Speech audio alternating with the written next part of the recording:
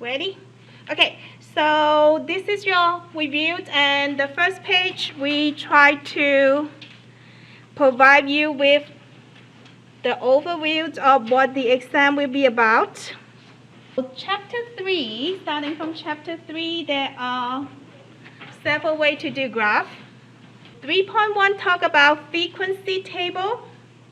So the frequency table, we did several different ways, including sometimes you will collect the tallies if you're approaching people face to face, and then you count the total number of each categories. And then we also did some that come with the relative frequency and also the cumulative frequency, right? The relative frequency means you are trying to figure out the percentage of each category. Are we okay with those? So you will see that on the test. You also will have the cumulative frequency, which you add up like each one of them until you get to the very end. Are we okay with frequency table? That's 3.1. So we will do one together today. It also talks about binning, meaning you're grouping things together. I think on the exam, if it's like exam and test kind of questions, we probably will not do 5 points each. We will do 10 points each, like grade C, grade B, grade A, etc. So we will do that. So that's 3.1. 3.1 mainly is just frequency table. Are we okay with frequency table? Any question about those? We will do one toward the end of class today. 3.2 is using picture to represent the data you have collected. So it would be a graphic organizer that people can see easily. We have the quiz, and we did that together. We did some of the graph together, including the bar graph. Normally, the bar graph will not touch each other. The one touching each other is called what? Histogram. And the bar graph, like all of this graph, I want you to start from 0 for the frequency. And then you should evenly space your data out. And some of the things on the quiz like people miss a lot is you don't have a title. Any graph you have, you should have a title. You should label the data for the categories and the frequency. And you should evenly space them out, okay? So this is your bar graph, and then the dot plot is just using a dot to represent each data. So some of you only put a dot on the 4. That's not enough. You need to put a dot for each single data. And we did the pie chart. So for pie charts, you will have to figure out the relative frequency, meaning the percentage for each category, okay? And then when you do your pie chart, again, you need to have a title, right? A lot of you didn't have a title. And you need to label it. So some of you just put color in there. A lot of time that's not good enough because some people may have a disability with color. So if it's just color without labeling, that is not clear enough. So we will prefer you to put the category, also the relative frequency on the pie, if it's all possible, if the space is available for you to do. And if it's not, you can point it in there and label it outside of the picture. Okay, so that would be my request. The time series graph, meaning the time would be on the horizontal axis. The stem and leaf, we have one on the quiz, and if you have one of the stem with no data, you still have to leave that there, okay? Because it's showing that for 11 there is nothing. I think on the quiz it was an 8, and some of you skipped that one. That would not be correct. You have to have that to hold the place. Are we okay with that? And also, normally you should have a title. And you can go from ascending order from small to big number, or descending order from the big number to the small number. But they should be in order. They should be evenly spaced with each number, because they kind of represent a bar graph, right? And you don't need a comma between them. So that would be what the stem and leaf would be, and you definitely have at least one on the test. Are we okay with those? question on stem and leaf? Okay, and we also did the histogram. The histogram on the quiz was the most messy one, so you should expect you will see it on exam 1 also.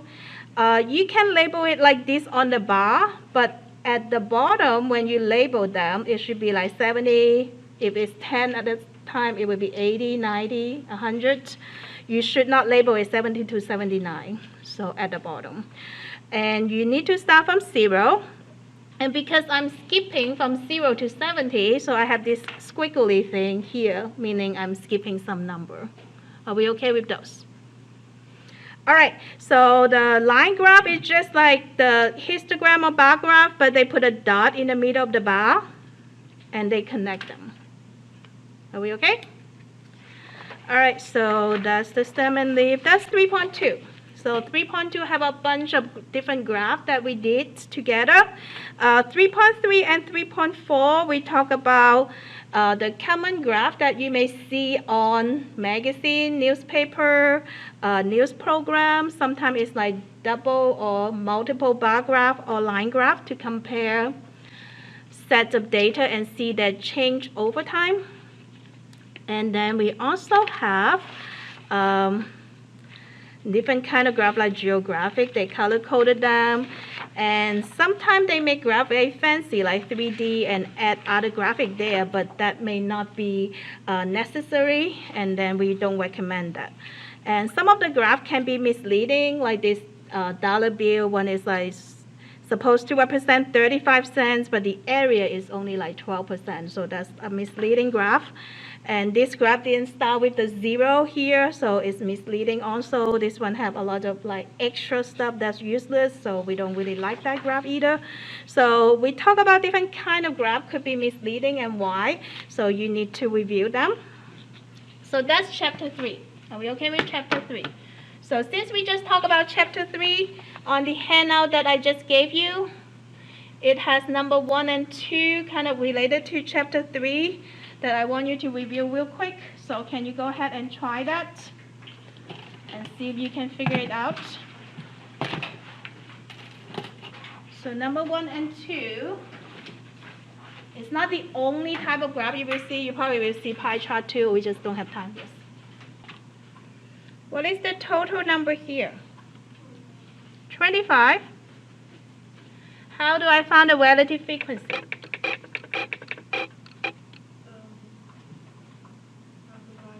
Five divided by 25 would be point what?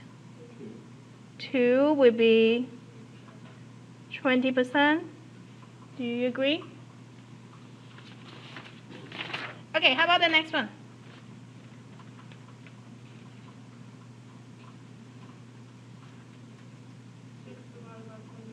Which is 0.24 is 24%, and then will give me, which is 40%, and is 0.16, which is, so do they add up to 100%?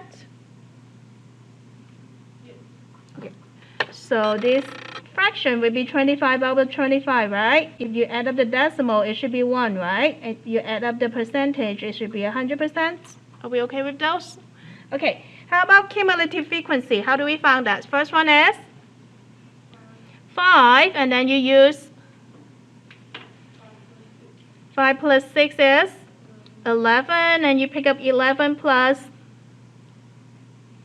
10 is 21, plus 4 is 25, so total is 25, right? Can we fill out a table like this? Okay, so how do we do a histogram? What kind of title can I do for this? They didn't really say much, so I'm going to assume this is exam score. Is that okay? So that's my title. And how should I label my data? It would be helpful if you have a ruler on the test, okay? what do I do? So at the bottom, it would be representing the scores. And vertically, for the frequency, we have, could be number of students, could be number of exam, right? Either way would be fine.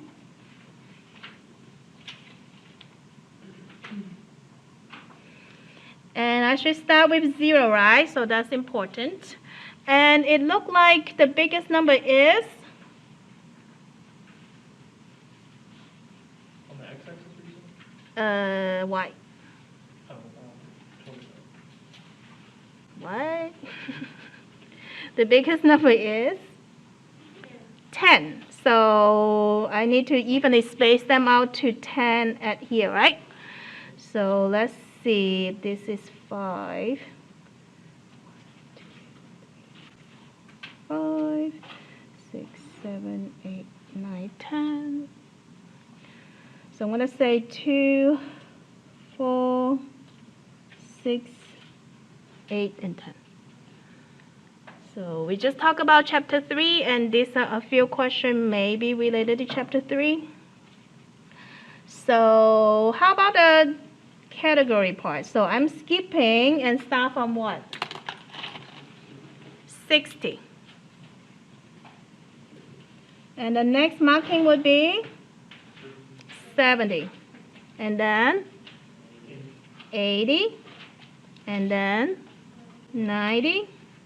And then 100. All right. So 60 to 70, we have 5, right? So about here. Just do the best you can. Oh, I'm sorry. What did I do? 60 to 70 is 5. Okay, good. I did it. Okay. And then 70 to 80 is 6. And then 80 to 90? 10. Notice my bar connecting, right? Because it's a histogram. And then 90 to 100? 4. So this is 4, 10, 6, 5. You don't have to label the top part, but this is what I did.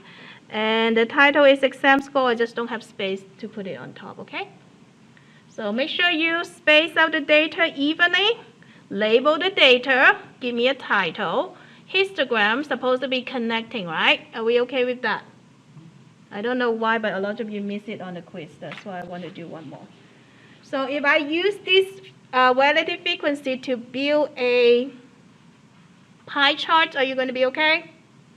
So just make sure you label it with the category and also the percentage. Okay, that's very important. All right. Anybody have question about stem and leaf? You will see one on the test also. Okay, chapter 4.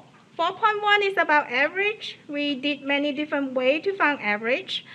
We try to find mean, median, mode, and range. So we will ask you different questions related to them.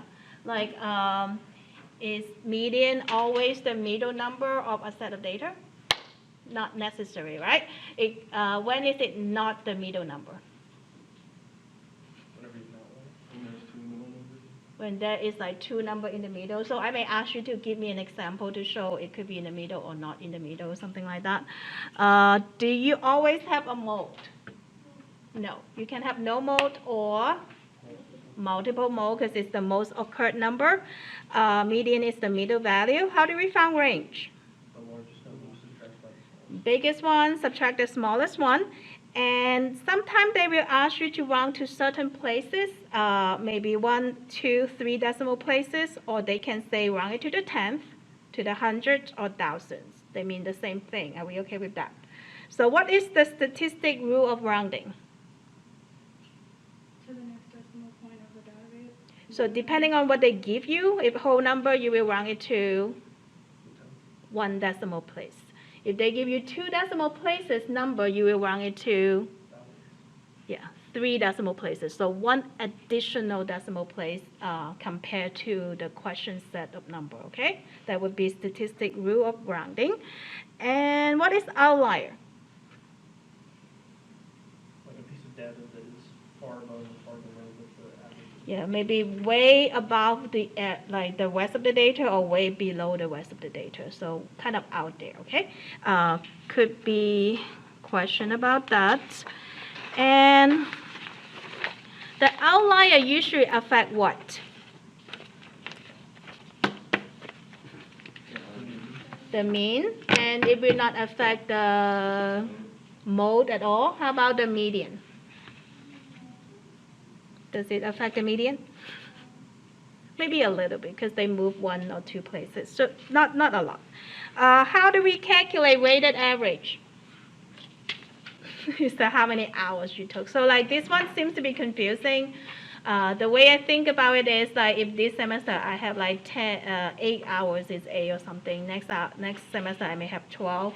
So the weight for my A would be different each semester. So how many hours you took is the weight, and then you use that to divide. You definitely have 1 for weighted average, and what else is here? So mean, median, mode, and is that all? For that, and the weighted average. So the weighted average, we did one with the quizzes and the final exam weighted differently. Maybe that is the less confusing one, I don't know. And then we did the GPA one, which they use the way is your credit hours, okay? So you will have 1 for graded average. On the test, there would be some formula, but it may be presented to you as matching. So the one that I probably will show you for the formula, including this. What is this? Sum of each data value times its weight. Sum of all the weights would be your weighted average. Let me see. The biggest number subtract the smallest number. Range. How about this? Good job. Standard deviation is that number of data less than this data value divided by total number of data times 100 would be your, start with a P. You just did that quiz.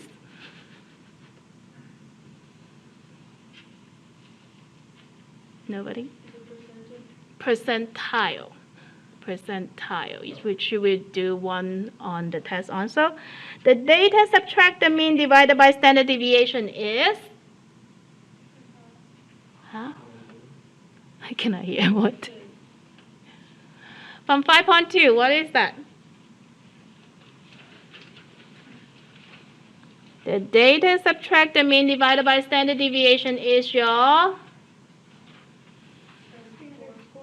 which is the z-scores, right? So you can either say standard score or z-score. So those would be formula that will be given to you, which also means you're going to have those questions on the test, right? All right, so let's see. We just talked about 4.1 with the weighted average. The next one would be they try to put a smooth curve on top of the data to study it. Each time you see a peak, that is representing what? A mode. Very good. And then we have some of them is symmetric like that, meaning the left half and the right half are the same, right? And we also have some look like this. And it's left scaled or right scaled. And how do we tell which one is left, which one is right? Where the tail is, meaning the data spread out over the side. Okay, so this one with the tail on the left, spread out on the left side is left scaled. This one spread out the data on the right hand side with the tail on the right hand side is going to be right scaled. This one is symmetric, right? When it's symmetric, it means what is in the middle. The peak is in the middle, which is your mode, but also your mean and median. So all of them would be here, right? Okay, so now some of the question I may give you a scenario and then ask you to sketch me a graph and kind of label the data. So you need to be able to do that, like the height or the shoe size of 100 women would be, is it symmetrical or left scaled or right scaled? Symmetrical normally. And then if they talk about like a very easy exam score, exam for the score would be what? All the data would be clustered in which side? It'd be right. The big number. My bad, it would be left scaled. So all the data is clustered on the right hand side and spread out on the left, so it would be left scaled. So, and then if we look at here, which one have more variation? The first one, second one, or the last one? The last one have more variation because the data is spread out more, okay? If they're very concentrated in the middle, that's very low variation. Are we okay with that? All right. So we have those. We did a lot of example for that. 4.3 is a really important chapter. If you somehow missed that class, you need to watch those videos and try to catch up. They talk about variation based on the range. Sometimes it's not reliable. So we also look at other things. We learn how to use the 5-number summary. What are the 5-number summary? You need to first find your smallest number, and then after you found the first lowest number, you usually should do what? Find the biggest number. So you have to put them in order first, right? And then after you have those two, then you can proceed to find the middle number. After you get those 3, then you will do lower quartile and upper quartile. So you have to be careful because sometimes you actually have a number in the middle like this, right? If you actually have a number for your median, then when you found the lower quartile and the upper quartile, you will skip that number. Okay? So you look at this for the lower quartile, you look at this for the upper quartile, if that's actually a median number. But if you don't have a median number, like here, they split into these two, right? Then this half, you will find the lower quartile, and then this half, you will find the upper quartile. Do you know what I'm talking about? Any questions? Okay, so after we have those 5 numbers, how do I put together a box and whisker, which we have one on the test? First, you have to create a number line. I need a number lines, evenly spread out the data. Make sure you have your title and label your data, right? And then what? You need to space it out in accordance with the values that you have. So you have to label your smallest, lower quartile, median, upper quartile, and biggest number, right? Once you have those 5 points, then you do what? So you have the line here, and then you build a box in the middle, and then you shape half of the box. It doesn't matter this half or this half, but we want to see where's the middle. So make sure you label it. What does each part represent? Each of the parts, smallest to lower quartile, represent how many percent of your data? 25%. So depending on the total number, you should be able to figure out how many of the people or the data would be in the lower quartile, upper quartile, median, etc., right? So I may give you a box and whisker and ask you to answer some question too. Are you okay with that? Questions? Okay. Are you sure you're okay? Can we find percentile? With the formula, you will find out how many data is below the number they give you, divided by the total number of data times 100. This is not a percentage. That is the common mistake on the test. People will answer that as this is 68%. That's not true. This is the place. Like for this one, it's on the 68th percentile. It's not 68%, okay? It's not the same thing. All right, so normally the percentile question, we will ask you to write an answer statement. So make sure you understand that means the position of the data. All right, and then we did a standard deviation thing, right? How do we do standard deviations? They make it like really big like this, then actually the procedure is not that bad. Some of you did it like one step. But because this is elementary statistics, so they want us to do it step by step. That's why it had like the massive table. So basically, when you have a set of data, what do you need to do first? You need to find the average. So this one have 2, 4, 6, 8. So you add them up and divide by 8. Make sure you follow that, because like at the end they do n minus 1, right? But not on the step when you found the average. So you just do the regular step to find average, right? Are we okay with that? Okay. Once you find the average, what do you do next for the standard deviation? So this is not the same as the bell curve stuff. When do we use bell curve? The only time we use the bell curve is when the data are normally distributed. So this one is not a normally distributed data, it's just regular a set of data. So you will have to use the table and do this formula to find the standard deviation. But if the set of data they give you, they specify is normally distributed, then you can use the bell curve. So sometimes don't get the two mixed up and try to force a bell curve on here, it will not work. So this is a regular set of data, not normally distributed. So I found the average and then do what? Take the deviation from the mean by taking the value minus. Which means you use each number, subtract the mean. So you want to see the distance between that particular data to your average. Okay? Once you found that, we will do what? Squared. Because like some of them are negative, some of them are positive, so they want everything to be positive. Okay? Once you found those numbers, and double check it, because if you make a mistake somewhere, the whole thing would be wrong. It's like that extra credit question I gave you guys, a bunch of you did it wrong because there was a little mistake somewhere. So you want to double check. I will give you a small set, maybe 5 or 4 number, very small set. And once you add them up, what do you do with that? You take the square root of that divided by the number value. You will divide by the number value, which was 8, right? But you need to subtract 1, because if this is sample data, you will subtract 1. If it's like population data, you don't. But everything you get in this class is sample data. So you have to subtract 1 here. When you use that number divided by number of data, subtract 1, what do we call that? Anybody know? Before you take the square root, that's your, start with a V. Variance, which your book don't care for some reason. But if you move on to other statistic class, they may talk about variance. So after that, we take square root. Normally, I will tell you to do 2 or 3 decimal places. Are we okay?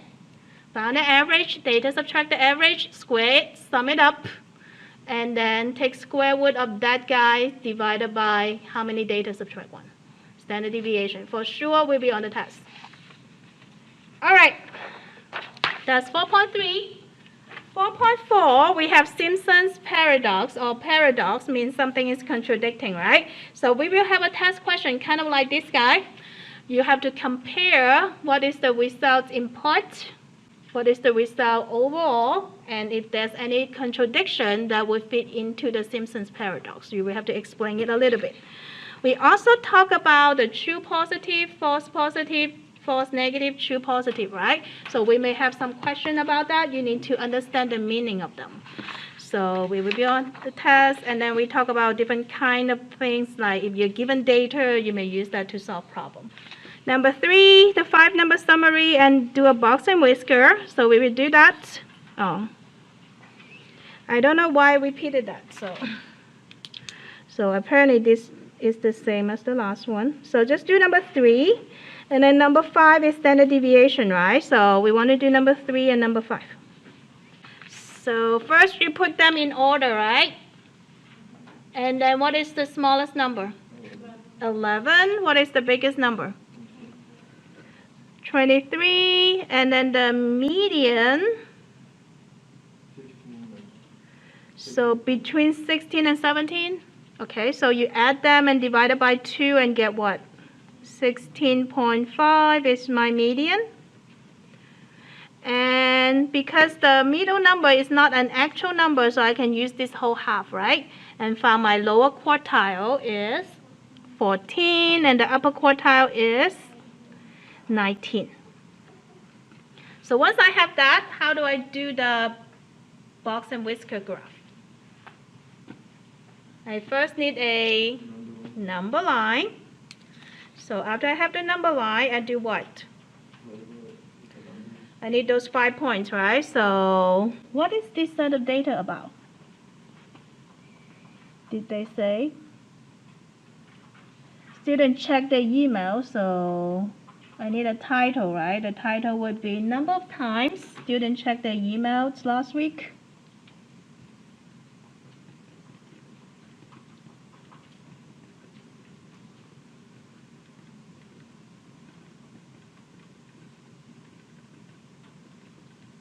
And then I will spread out my data, right? I don't have to start from 0 for this particular type of graph, but I should label my data as what? Number of time check, email check or something?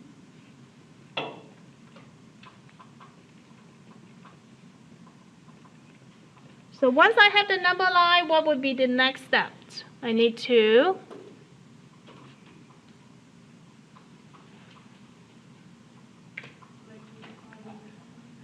find the 5 points, right? The minimum, the smallest number is 11. The biggest one is 23. And the median is 16.5. And the lower quartile would be 14. And the upper quartile would be 19, right? So with numbers small like that, you can spread it out with like 1 unit per each marking. That would be my suggestion. Because some of your quizzes seems to be a little bit off.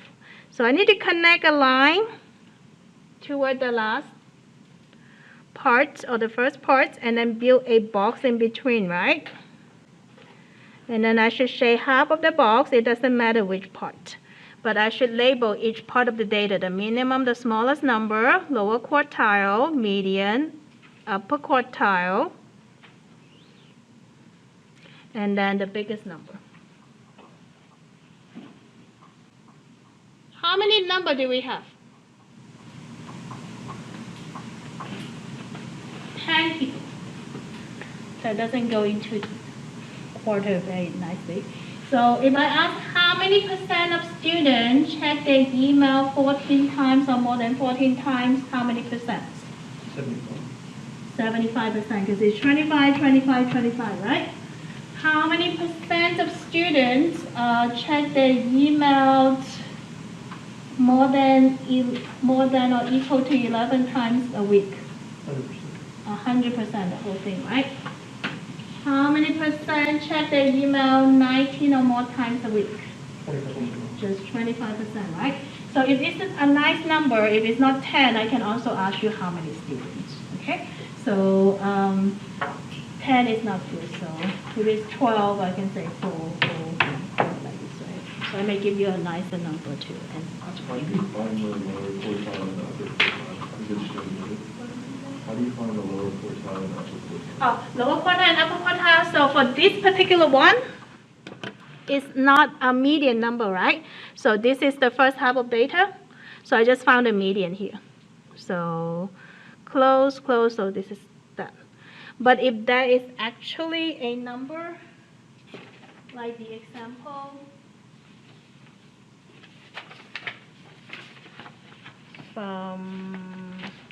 is it 4.3? So one of these is like not there, so you can use that half and find the median. But if there is an actual number for the median, such as this guy, then you will skip that number.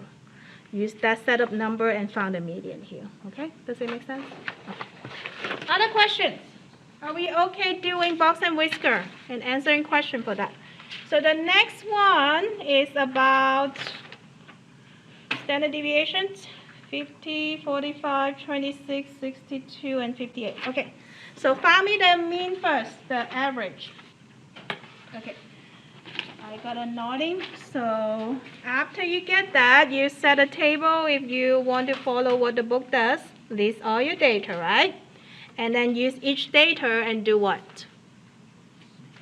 Subtract the mean like that.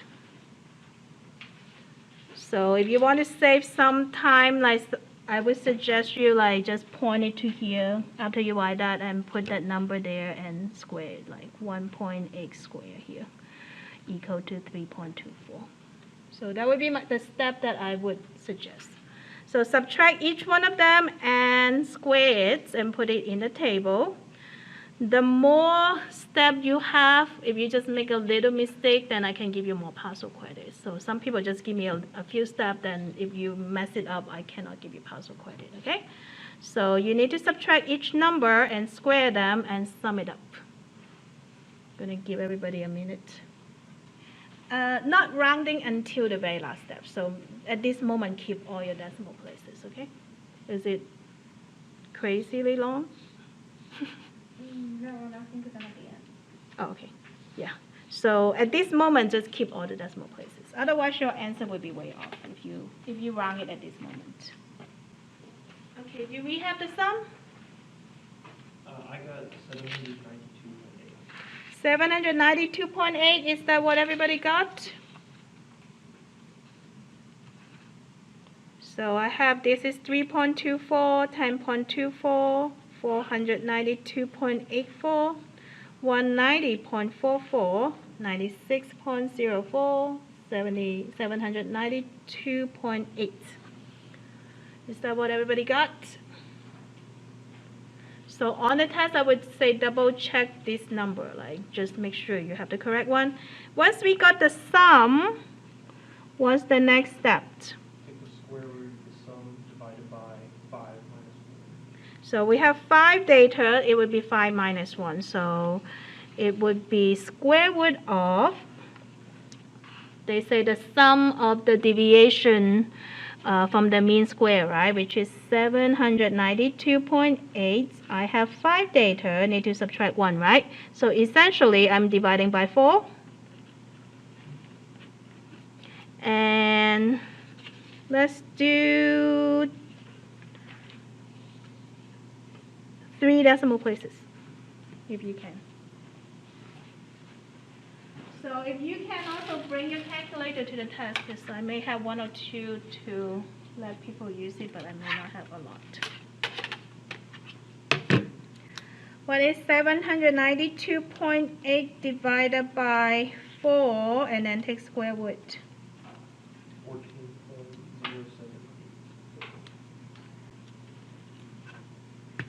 14.078. 14.078 is the final answer. 14.078 is my standard deviation, right? Are we okay? Questions? Uh-huh. We all used to check the one from however. For the data we get in this class. In this class, it's sample data, so we will subtract 1. If it's population data, no. But don't do it when you found the average, okay? Just the very last step here, okay? That seems to be the common mistake on the previous exam. Okay, question on this. So on the formula that you have, what's the name of the symbol? This one, sigma. Okay, so sigma. This is the sum of, basically. Sum of all of them. Yeah, mathematicians, they're lazy. So that's the actual formula. Yeah. All right, question for standard deviation. So I only did some example, but make sure you also practice the percentile. It would be on the test. What else is in 4.3? Are we okay finding percentile? Because you guys didn't even know what that formula was. Don't worry about me a little bit. Okay. Did you see an example on the review? little quiz, the percentile one, I couldn't do that. The one that- Why can you do it? Okay, so do we have a percentile on the review? Anybody can point it out for me? Okay, number 16. Number 16 is percentile, right? On your review, everybody have a review, right? With the answer, light yellow, golden yellow, school color. Okay, number 16 say, a data consists of age of 87 female actresses at the time they won the Academy Award.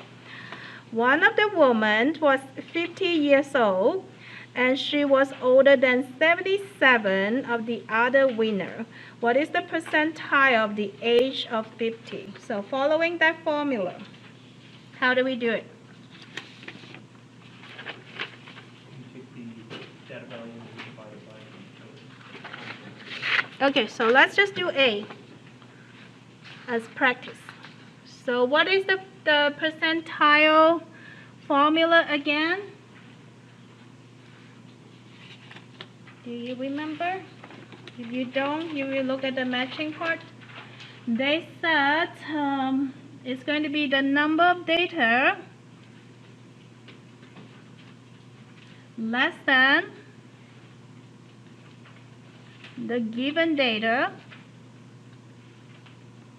divided by the total number of data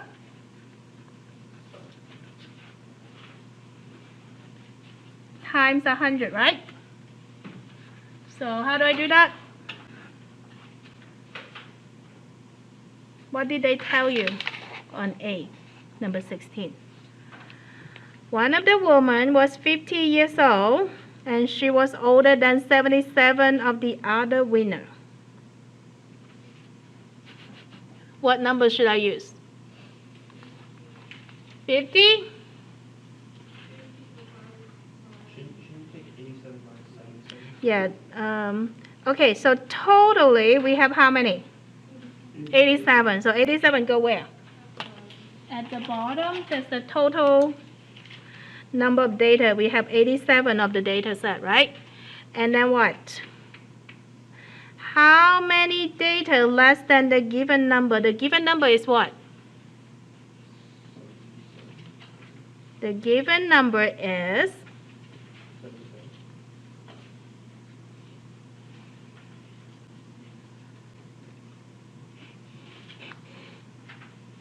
what is the given data?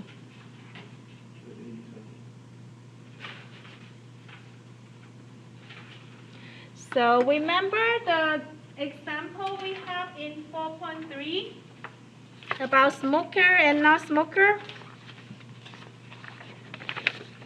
So when they give you a value, you want to see how many data is below that. So if for the value of smoker 104.54 is on the 35th position, so how many data is below that?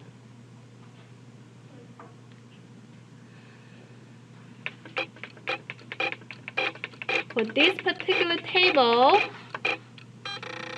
if given to you 104.5 for smoker is on the 35th position, how many data is below that? 34, right? So this is the value given to you. This is how many data less than that, okay? And how many total data for this particular table?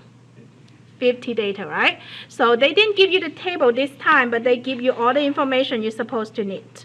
So with that again, a data set consists of 87 female actors. So totally, how many data do you have? 87 item, right? Basically, person, right? And then one of the women is 50 years old. 50 years old, this is the given value of the data. 50 years old. It's not like the position of the data, right?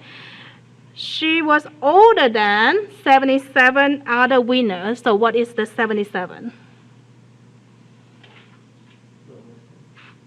Huh? The number less than that. Like, so they try to give it to you like directly. So what do I put here? 77 of the data is below her age, right? So you have to be able to read what's given to you and how to plug it to the formula. Are we okay?